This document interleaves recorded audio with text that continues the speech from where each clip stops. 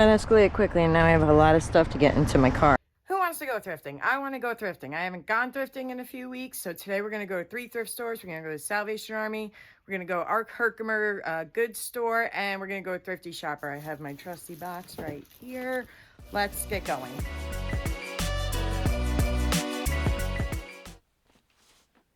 First step, Salvation Army, where it looked like no one was in hard goods till I got back there. Then everybody was in hard goods. I had to figure out which way I was going to go. This is, I had to look it up. I've seen these before, but I didn't know what they were actually called. It's a sugar scuttle, and it would have had a spoon on it as well, which I guess was missing. It had a little broken bit too. And I looked it up further. This is a reproduction from like the 60s or 70s, silver plated. Still a pretty piece of like tableware to have, but not really for resale. And then there was a collection of these black stemware glasses, but I looked a little closer and the gold on most of them was worn off. And I've seen these before. I thought this was a shaving thing at first, but it's actually a mid-century tobacco jar. I think they had like $1.99 or $2.99 on it, so I did grab that. And then this is their basket corner. I never really find much over here, but I will always check out a trinket box because people love trinket boxes. This one had a cool like faux marble finish on it, and it was surprisingly unchipped. And the brand was Amida. So this piece itself looks like it goes for around $12 to $15, but Amida brand has these bronze encrusted trinket boxes that actually go for a couple $100. So that's a name to keep in mind, Amida.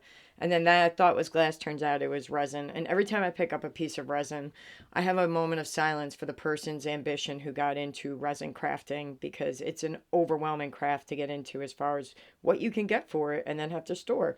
Blue glass basket, I think was like Fostoria, based on the blue. It's in great condition. They wanted like $1.99 again, so I figured I'd grab that. And then this one I looked up, it was really pretty, but there were a whole ton of them listed online, so obviously that would take a little while to sell. And then this, I was like, wait a second, who is this? Who is it? I know this name. I couldn't think of M.A. Hadley in the store, but I recognized the painting on it to be M.A. Hadley. So when I looked it up, it did turn out to be that. And then that was some Courier and Ives, but they didn't have any brand on the bottom. This I'm not sure what it was. It was pretty, but I'm not sure what it was meant for. So I just left it there. Going a little further in the blue section, this little Mexican folk art like mini teapot was cute, and I was tempted, but when I looked closer, underneath the tape holding the top on was like a giant crack, so I left that behind. And then this set of dishes caught my eye. I didn't know what it was, but the pattern caught my eye, and it all looked to be in really good condition, so I figured I'd delve a little bit further into it and see what it was. I found the salt and pepper shakers. I was like, oh, these are so cool. I want to get these. How much are they? And I'm looking them over, trying to find the price. And then I look back further. I'm like, oh, wait a minute. That says they're selling this 65-piece set for $99. But I was like still kind of thinking about it. And I was like, well, let me go see what other trouble I can get myself into first. Started looking up the set just to research it a bit. And it did look like it had a good sell-through rate. So I was a little more tempted. I was like, all right, let me finish looking around, make sure I'm not going to find other things that are going to cost me more than I plan to spend today. But I'm still I'm like looking at stuff, but not really looking at stuff because I'm just thinking about getting that dish set and calling it. I really like the salt and pepper shakers. That I think was like Studio Nova or Sango. And then they're restocking, so I see this come out, and I was like, oh, I'm going to go get that. That's a cool teapot. And it is by Grace Teaware, and it was in great condition, cool patterns. I figured grab it.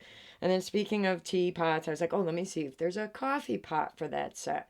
So I go back over, and I kind of know like some sets, even though they're very common, sometimes the less common pieces, like a coffee pot or a butter dish, can go for more money. So I was like, all right, I'm going for it. I'm going to get it. Now I got to fit all of this in my cart. And it took a couple of minutes to do that because I was like, all right, let me put these in first. No, wait, let me put the coupe soup bowls in first. This is all going to work out just fine. And the funny thing is when I put the coffee pot in there, I put the spout right through the side of the cart like a total idiot. And thankfully, I got it to this point without breaking it. But that's it. I got it all in my cart, and I was like, oh, screw it. Let me see if I can get anything else in my cart. This is what they were restocking from. And I was like, okay, cool. There's nothing. Oh, no! There's more dishes. I can't do more dishes. And thankfully, I think this was just Oneida, and it wasn't a full set there. It was actually like three broken up sets. And I was like, okay, good. I'm on my way out. No, what is this thing?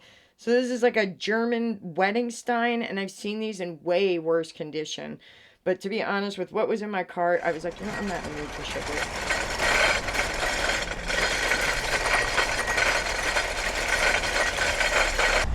Well, that escalated quickly, and now I have a lot of stuff to get into my car. Okay. I have donations here, too. I'm gonna get crazy for a second.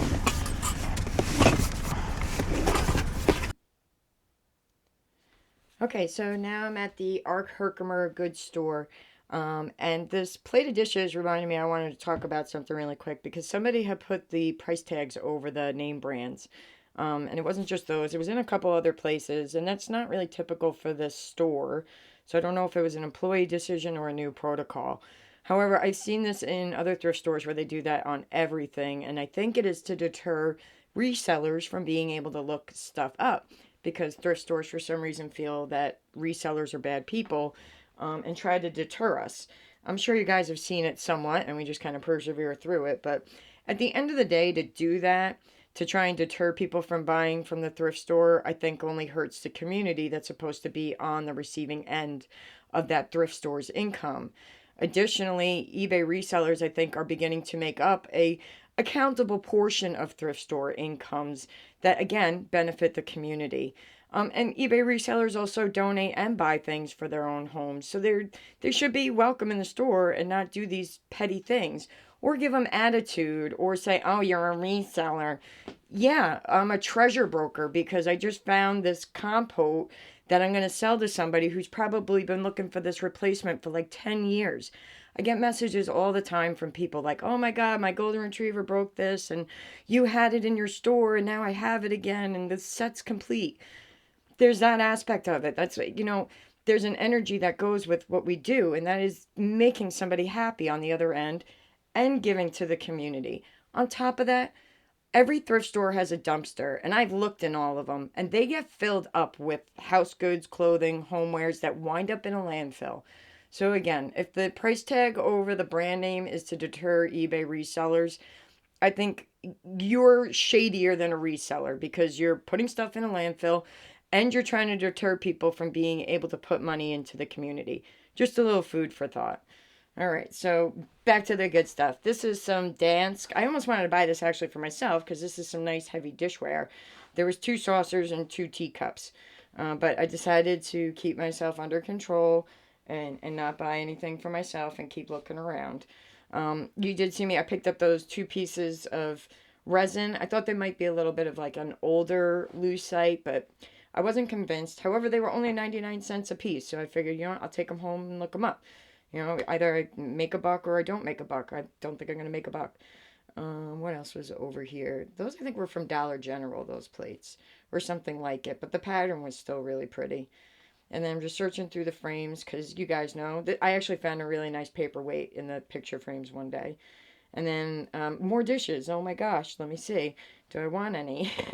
And this, I think this is the winterling pattern. I'm looking it over. I actually have some of this set already in my store, but I figure I'd just dig through. And again, I'm looking for things like the butter dish or coffee pot. This was also a nice set, but I'm still feeling dish overwhelmed, so I'm trying to behave because the back of my car is already rattling from what's back there just to drive from Salvation Army to this store. This was a nice piece of amber glass, but the pattern was really, really chipped up in some places. And then this was a glass chess set, of which I already have two that I don't have listed, so I left that behind.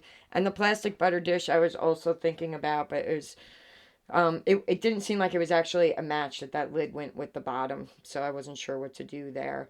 And then this, I have a piece of this in my store, and I love when I recognize a pattern because I finally feel smart about what I'm doing for a brief moment. They only wanted $1.29, and this one's a torpedo pattern of EAPG, which I love. And then obviously you guys see me pick up Fostoria American quite a bit. I'm still looking for that grail piece, which I think is like the little cigarette box, but there's also a little oval dish that I think is worth quite a bit of money. And then this was another, I want to say it's EAPG. This thing weighed like 10 pounds.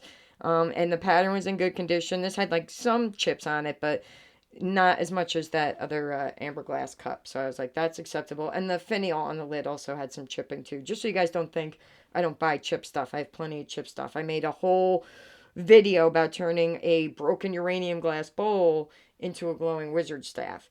So if you haven't seen that video yet, you want to talk about doing things with chipped glassware. Sometimes I do just buy it with a project in mind, and I have an entire shelf of it out in my stock room with like all these, Pinterest projects in my mind that I haven't gotten to yet. Stay tuned. I'll hopefully make another crafty video.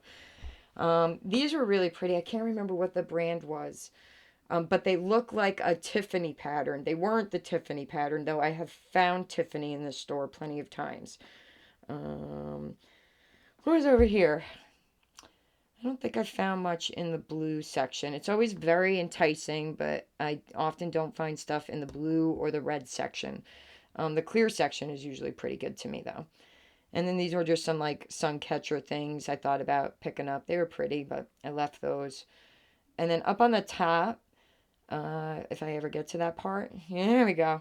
I almost bought these because they were such a vibrant, they're like the mother goose pattern or the two geese patterns from like the 90s, and the pattern was really vibrant. I was like, ooh, I don't feel like I've seen these very often. And then when I did look them up, there were a slew of them listed. So I was like, this is a great set. Somebody's going to love it. I'll leave it behind. Right. And now we're over at Thrifty Shopper. They have these little juice tumblers, ceramic, and here I'm pretending that I can read the label on the bottom of it, which I don't have my reading glasses with me.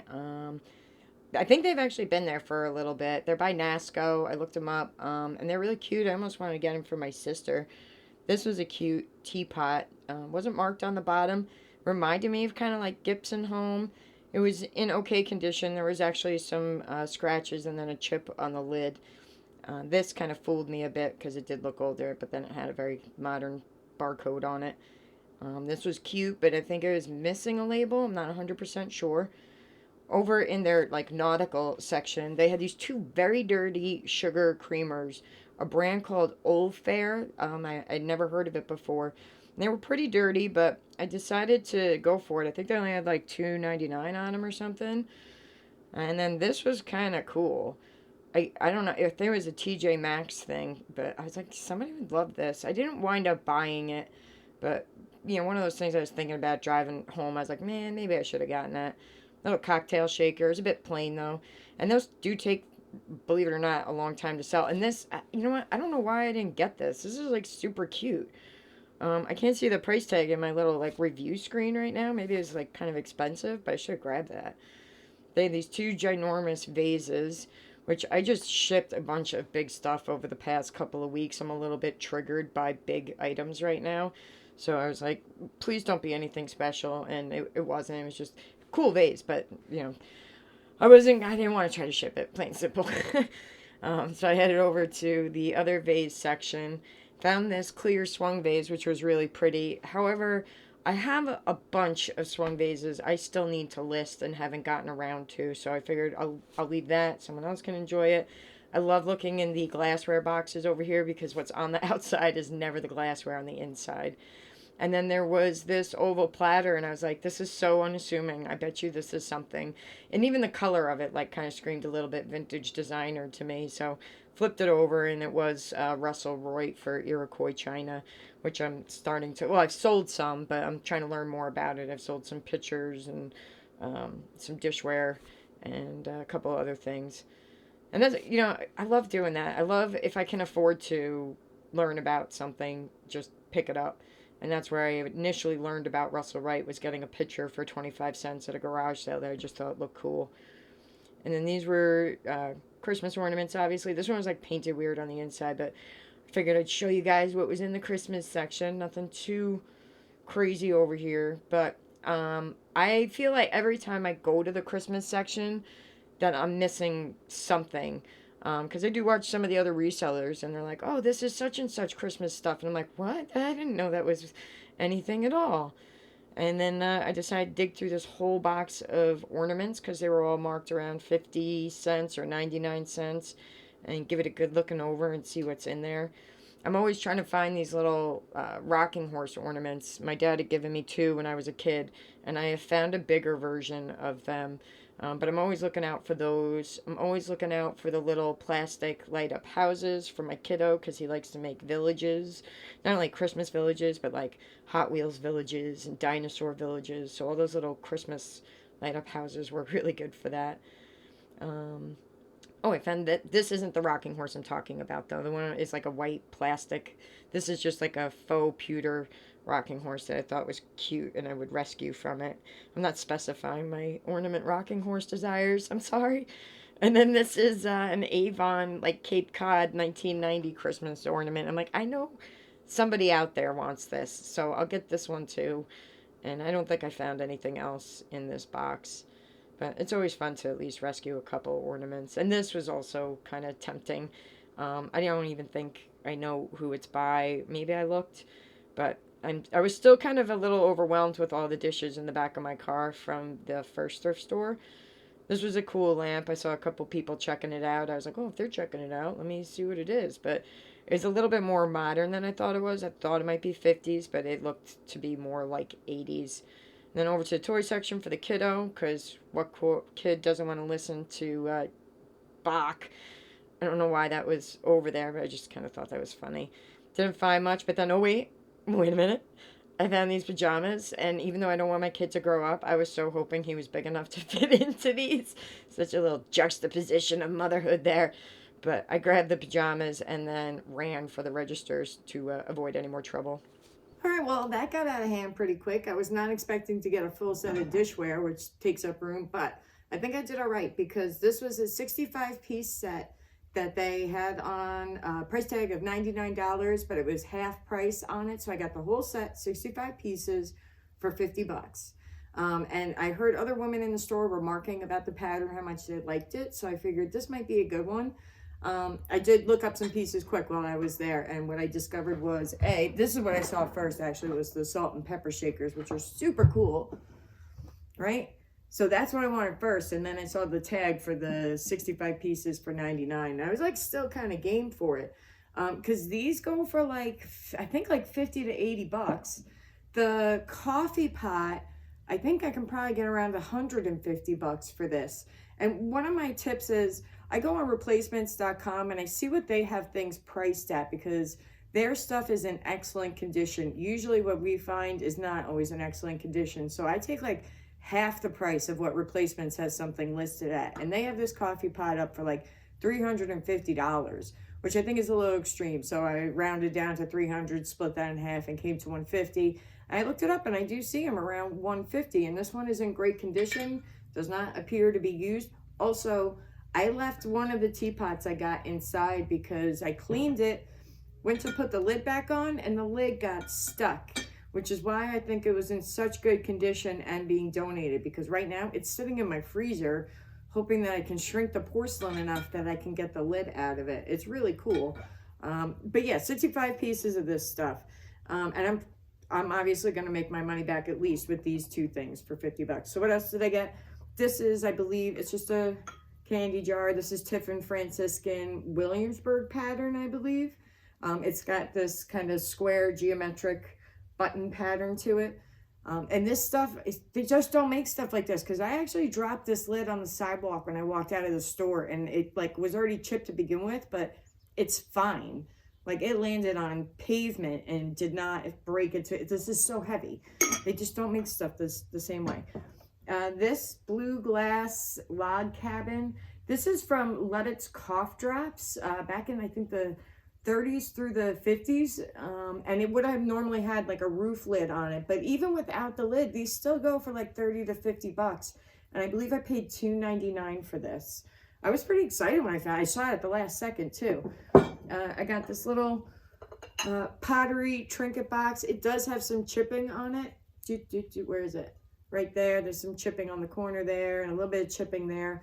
I paid $4 for it. I probably should not have, but it's a pretty nice little pottery box. So we'll see what that turns out to be. I didn't look it up yet. Plain, unassuming oval dish. I saw it on the shelf. I was like, I feel like that's going to be something. And it is. It's Iroquois Casual China Russell Wright.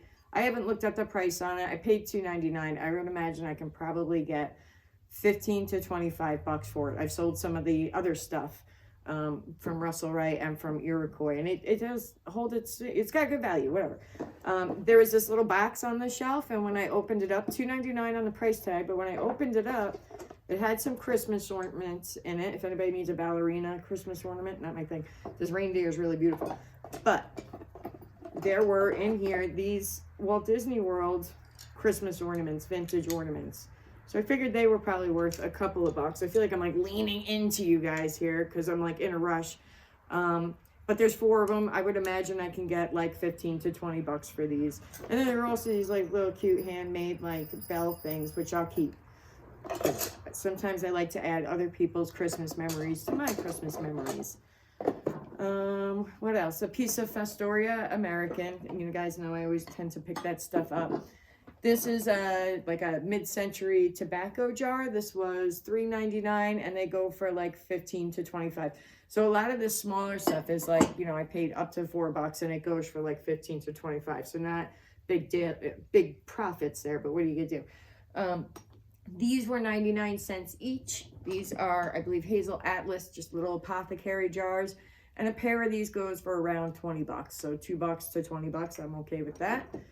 This little glass basket here, I believe this is Fostoria. It just reminds me of that Fostoria blue elegant glass. I think I paid $2.99 for it, and I can probably get 15, 20 bucks for it. Such a nice blue, and I think I have the divided dish actually that matches that blue.